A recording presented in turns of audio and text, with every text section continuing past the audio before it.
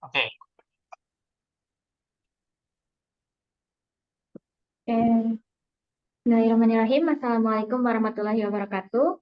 Kami dari baik. kelompok 14, dari saya Uswatun Hasanah dan juga rekan saya, Mas Hairon, akan mempresentasikan proposal pembangunan Learning Management System atau LMS Neuroscience berbasis web.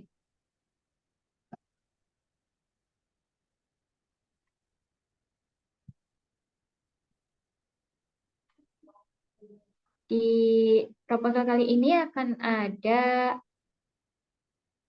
sekilas tentang LMS, kemudian ada analisis kebutuhan, rencana fungsi, tujuan proyek, target, keunikan, metodologi, tools yang digunakan, dan juga timeline proyek kita. Ya, sekilas tentang Learning Management System atau LMS. Jadi di era informatika dan teknologi yang semakin maju ini, ketersediaan sistem informasi adalah kebutuhan bagi instansi maupun perusahaan. Begitu pula bagi klien kami dalam mendukung proses pembelajaran neuroscience membutuhkan sistem manajemen pembelajaran yang inovatif. Perkembangan tersebut mendorong kami untuk merancang dan mengimplementasikan learning management system berbasis web yang dapat memfasilitasi pembelajaran neuroscience tersebut. Learning Management System sendiri adalah platform digital yang dirancang untuk mendukung dan mengelola proses pembelajaran secara online, yang mencakup berbagai fitur yang memungkinkan institusi pendidikan atau organisasi untuk membuat, menyampaikan, mengelola, dan mengelola konten pembelajaran. Nantinya kami akan membangun Learning Management System Neuroscience berbasis web yang akan mencakup perancangan, pengembangan, implementasi, dan evaluasi. Kami juga akan bekerja sama dengan pihak terkait untuk memastikan bahwa LMS yang dihasilkan dapat memenuhi kebutuhan dan harapan semua pemangku kepentingan. Oke, dari analisis kebutuhan dalam pengembangan sistem ini, developer melakukan wawancara dengan pengguna software ya. Artinya, secara proaktif kita sebagai developer untuk menganalisis sebuah kebutuhan. Di mana dari hasil wawancara ini untuk mengidentifikasi kebutuhan si user tersebut. Ini, fase ini sebetulnya fase-fase yang sangat krusial ya, karena analisis kebutuhan ini, memakan waktu keberhasilan lebih dari 30% dari, apa namanya, fase tersebut ya. Nah, dari hasil wawancara yang kita, lakukan, eee kita, mengajukan sebuah prototyping untuk dilakukan, persetujuan atas fungsi software tersebut. Jadi sebelum kita mendevelop sebuah software, kita lakukan prototyping, di mana fitur-fitur yang dibutuhkan sudah terpenuhi sesuai dengan kebutuhan. Dari hasil prototyping tersebut, maka developer, menjadi sebuah pijakan untuk melakukan, menulis, software dalam bahasa pemrograman. Ini dari hasil wawancara yang kita lakukan ya, di mana di sini ada, 4, ada 4, ada 5, mohon maaf, ada 5, user ya. Ada 5 user dalam artian role, yang pertama adalah tamu, yang kedua adalah student, ketiga adalah admin, keempat adalah teacher, dan kelima adalah sistem pembayaran atau sistem yang lain ya di sini. Di mana ketika, sebuah tamu, berarti, kita identifikasi tamu ini bukan sebuah member ya, bukan sebuah member, artinya, hanya bisa melakukan registrasi, setelah bisa melakukan registrasi, maka bisa melakukan login ya. Nah, ini bisa dilakukan oleh, tamu. Di selain itu, tamu juga bisa melihat sebuah event yang sudah di-publish ya. Jadi nanti ada beberapa event yang sudah di-publish di dalam website tersebut. Setelah itu, tamu ini bermetafora menjadi sebuah student ya. Student itu adalah level user sederhana, di mana student bisa melihat sebuah list event. Setelah itu student juga bisa melakukan sesi pembelajaran. Sebelum melakukan sesi pembelajaran, maka student harus terlebih dahulu melakukan sebuah login. Selanjutnya, student juga setelah melakukan sesi pembelajaran, maka bisa melihat kelas terdaftar. Nah, di mana kelas terdaftar ini dibagi lagi menjadi kelas mendatang, kelas lampau, dan kelas saat ini.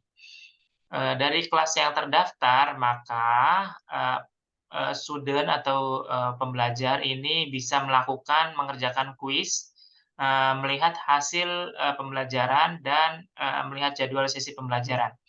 Dari sesi jadwal pembelajaran ini, student bisa melihat sebuah video presentasi yang di-upload oleh tutor dan mengunduh file pembelajarannya.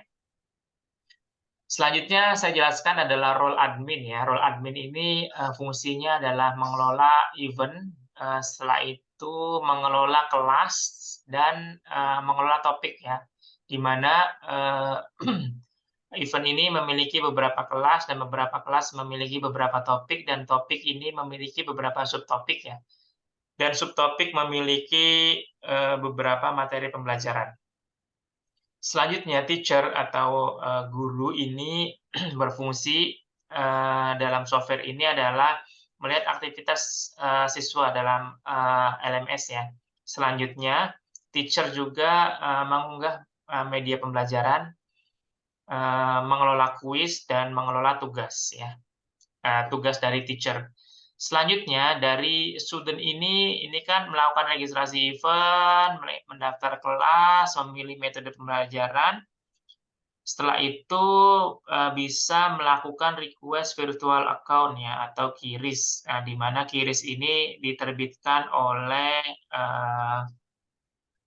Setelah pembayaran, di mana virtual account ini diterbitkan oleh payment gateway ya, sistem yang lain. Sistem yang lain bertugas tuh menerbitkan virtual account dan melakukan update status pembayaran secara real time dari perbankan. Oke, ini adalah rencana fungsinya. Setelah itu tujuan project ya. Tujuan project utama dari project ini adalah menciptakan learning management system yang dapat meningkatkan interaksi dan proses pembelajaran neuroscience ya. Kita ketahui bahwa saya sebagai perawat neuroscience ini pentingnya dalam LMS ini bisa mempermudah dalam proses pembelajaran.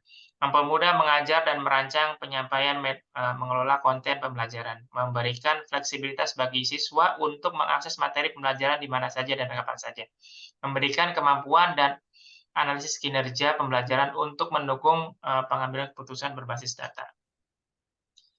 Targetnya, target yang ingin dicapai pada proyek ini menghasilkan sebuah produk manajemen, learning management system berbasis web yang kredibel dan mencapai tujuan antara lain meningkatkan efisiensi, efektivitas pembelajaran, mempermudah pengolahan distribusi materi pembelajaran, memberikan fleksibilitas waktu dan tempat dalam pembelajaran, memberikan data dan analisis kinerja untuk mengambil keputusan yang lebih baik. Selanjutnya, silakan. Ya, selanjutnya ada keunikan dari LMS yang akan kita bangun. Yang pertama dari segi desainnya, LMS-nya lebih simpel dengan tampilan web yang saling terhubung antara halaman satu dan halaman lain sesuai dengan permintaan klien. Kemudian fiturnya, fitur LMS ini sudah disesuaikan dengan kebutuhan klien dan dapat terhubung dengan pihak ketiga untuk bagian administrasinya. Yang ketiga ada pembayaran. Di proses pembayaran ini dalam registrasi dapat menggunakan payment gateway sehingga memudahkan dalam transaksi. Yang keempat ada nilai gunanya. LMS yang dibangun nantinya memiliki kegunaan jangka panjang jika dikelola dengan baik. Oke, selanjutnya metodologi pembangunan LMS ini menggunakan prototyping, yaitu suatu metode dalam pengembangan produk atau sistem yang melibatkan pembuatan model atau prototipe awal dari produk untuk sistem yang akan dikembangkan. Tujuan utamanya itu memberikan representasi visual dan fungsional yang lebih konkret terhadap ide atau konsep yang dimiliki oleh pengembang atau desainer. Metode ini digunakan untuk memahami, mengevaluasi, dan menguji fitur-fitur produk untuk sistem sebelum versi finalnya dibangun. Kami memilih prototyping karena memberikan visibilitas awal terhadap produk atau sistem yang akan dibangun. Juga membantu memitigasi resiko, mempercepat pembangunan sistem, dan meningkatkan kesuksesan proyek. Selain itu, di metode ini juga bisa melibatkan pemangku kepentingan secara aktif dalam pengembangan, sehingga mereka dapat memberikan masukan dan saran yang dapat diimplementasikan dalam model prototipe. Kemudian untuk manajemen tools-nya ada Slack. Slack adalah platform kolaborasi tim yang dirancang untuk memfasilitasi komunikasi dan kerjasama antar anggota tim. Dengan menyediakan saluran obrolan atau channel, pesan pribadi, dan integrasi dengan berbagai aplikasi. Slack membantu tim bekerja sama secara efisien. Slack digunakan untuk mengkoordinasikan kegiatan dan proyek tim untuk berkomunikasi secara efektif dalam menanggapi pertanyaan dan masalah pelanggan, melacak perubahan kode, dan mengelola proyek.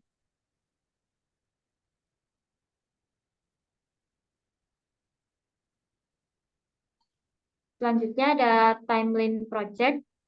Di bulan Oktober ada perencanaan dan analisis. Di perencanaan itu menyusun kebutuhan melalui metode wawancara yang dilakukan oleh Mas Khairon. Kemudian di analisis desain dengan menggunakan prototyping, ini juga dilakukan dengan Mas Khairon dengan yang bersangkutan atau klien kami. Kemudian di bulan November ada development, menyusun kode program dengan bahasa PHP, framework Laravel, database menggunakan MySQL. Di bulan Desember akan dilakukan testing software dengan user, kemudian juga implementation software di hosting di server share hosting, user dilakukan edukasi cara penggunaan website. Kemudian di bulan Januari sampai Maret nanti ada evaluation, yaitu setelah software berfungsi dilakukan analisis terhadap kebutuhan user, di mana kesenjangan kebutuhan yang akan dilakukan pengembangan software selanjutnya. Ya, sekian dari kami yang dapat disampaikan. Kurang lebihnya mohon maaf. Wassalamualaikum warahmatullahi wabarakatuh. Waalaikumsalam warahmatullahi wabarakatuh. Terima kasih